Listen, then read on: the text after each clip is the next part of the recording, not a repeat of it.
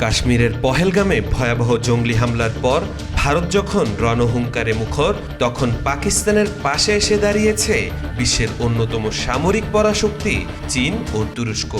ভারতের বিপরীতে চীন ও তুরস্কের এই স্পষ্ট সমর্থন শুধু কূটনৈতিক বার্তায় নয়, আঞ্চলিক ভারসাম্যের এক বিস্ফোরক পরিবর্তনের সংকেত বলে মনে করছেন বিশ্লেষকরা।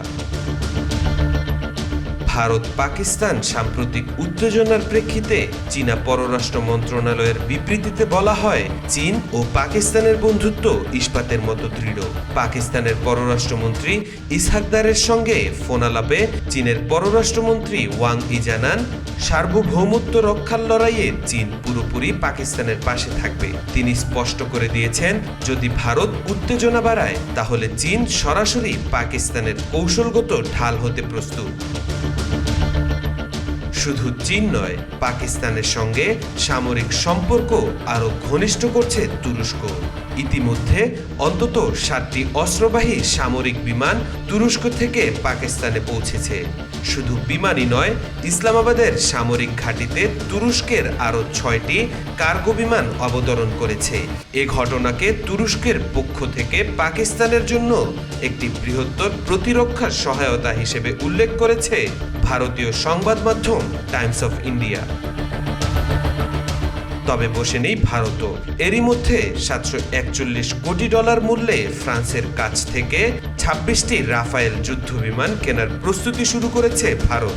ফ্রান্সের তৈরি রাফায়েল বর্তমান বিশ্বের সবচেয়ে আধুনিক ও শক্তিশালী যুদ্ধবিমানগুলোর মধ্যে একটি।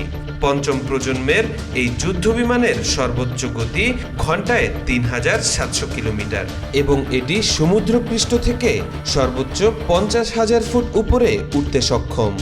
গত মাসে ভারতের কেন্দ্রীয় মন্ত্রিসভায় রাফায়েল যুদ্ধবিমান ক্রয় সংক্রান্ত একটি প্রস্তাবনা পেশ করা হলেও প্রধানমন্ত্রী নরেন্দ্র মোদী তাতে অনুমোদন দেননি।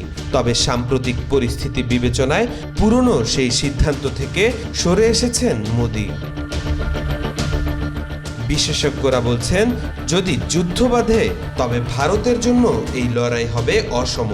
যদি এই সংঘাত ছড়িয়ে পড়ে তাহলে ভারতকে শুধু পাকিস্তানের নয়, বরং চীনের ভয়ঙ্কর রণকৌশলেরও মোকাবেলা করতে হতে পারে। অন্যদিকে ভারতের সাথে যুদ্ধ বেঁধে গেলে পাকিস্তানের পক্ষে লড়াই করার ঘোষণা দিয়েছেন খালিস্তানপন্থী শিখরা। ফলে ভারতের যদি কোনো ভুল হিসাব হয় তবে দক্ষিণ এশিয়ার তার আধিপত্যের দিন হয়তো শেষের পথে এগিয়ে যেতে পারে। তাওফিকুল ইসলাম, আজকাল।